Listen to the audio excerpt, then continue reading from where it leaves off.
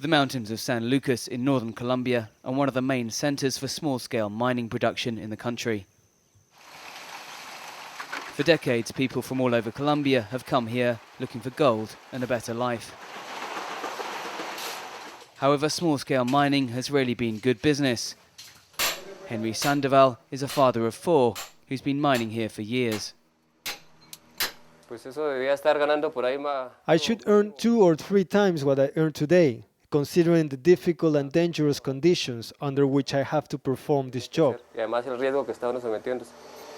But poor wages are not the only problem miners like Henry are facing these days. His job is threatened amid recent interest shown in mining for gold in the San Lucas Mountains by Quebrada, the subsidiary of Anglo Ashanti. In turn, Anglo Ashanti is a subsidiary of the UK-based Anglo American, the world's second biggest mining company.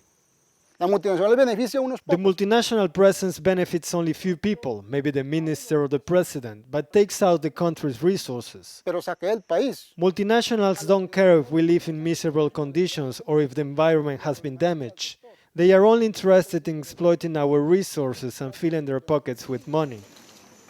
Local community groups claim multinational mining companies are trying to usurp their territory and benefit from the militarization of the region amid Colombia's long-running civil war.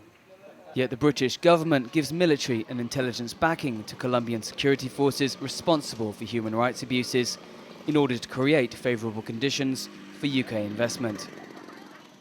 Some 1,300 people were displaced from their land and communities and were subject to arbitrary arrests, threats and the burning of houses. In other cases, there have been extrajudicial executions. At 1:45 a.m., I heard shots being fired. I said to myself, someone has been shot dead, not knowing it was in fact my brother.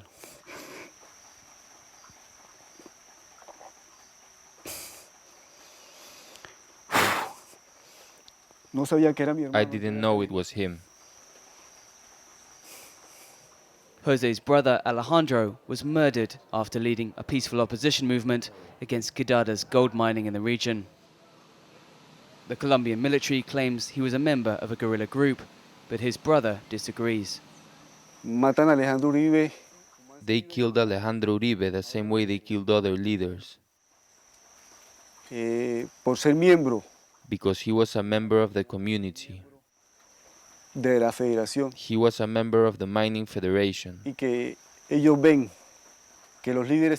They see them as obstacles.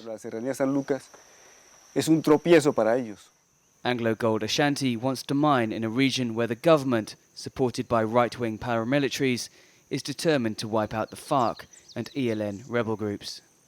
The army has threatened our community, telling them that when they leave, paramilitary groups will come.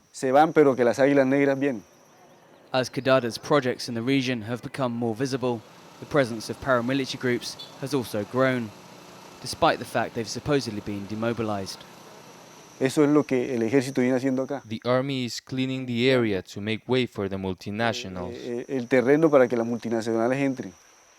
Trade unions say the murder rate in the mining regions is far higher than elsewhere because the government is seeking to attract multinational companies at any cost. The army has a strong presence here. We fear for ourselves. You can no longer walk during the night because they may kill you. And you're no longer a civilian, but a guerrilla. That's how they justify what they do.